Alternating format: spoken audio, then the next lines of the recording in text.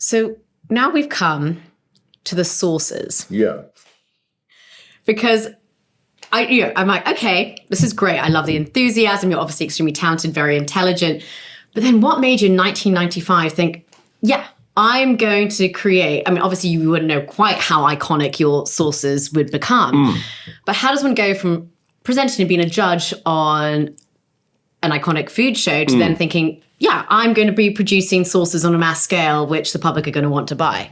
Well, I always had an interest in product, and both sides of my family had actually been in the food business around 1900. Hot dogs on your mother's side, right? Hot dogs on my mother's side, right, and bottling on my father's side. Ah, okay.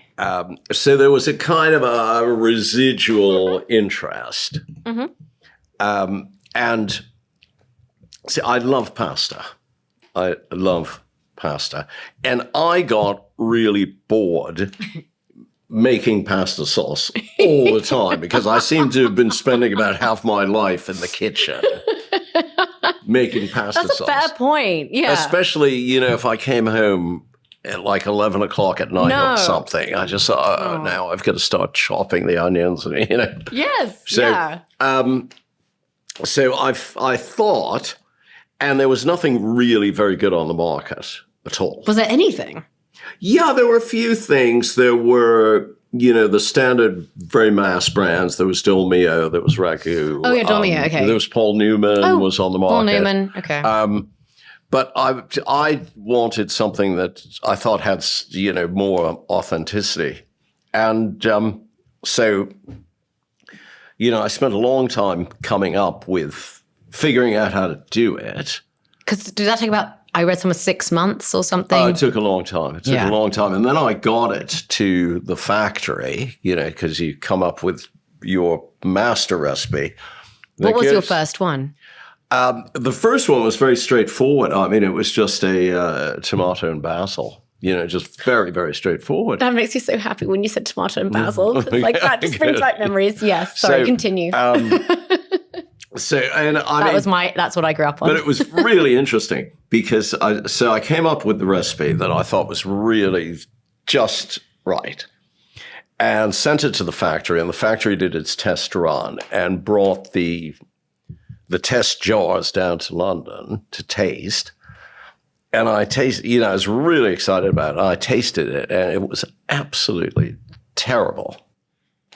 Really bad. Oh, no. And I said to the guy who was running the factory, I said, this is awful. This is really awful. And he said, well, we followed your recipe exactly.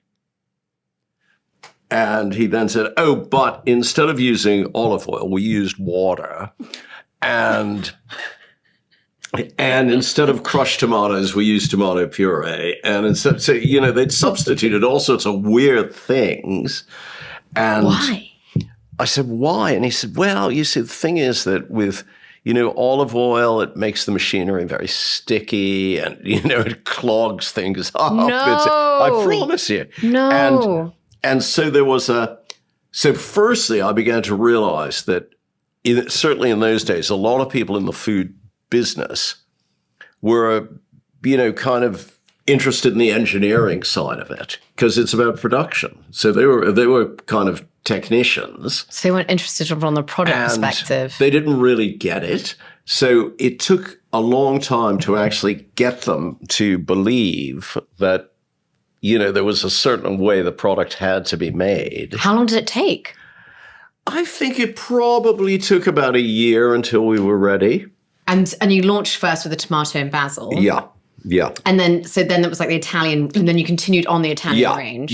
Yeah. And then, subsequent to that, I started doing some Indian sauces and some Thai curries because I love curries.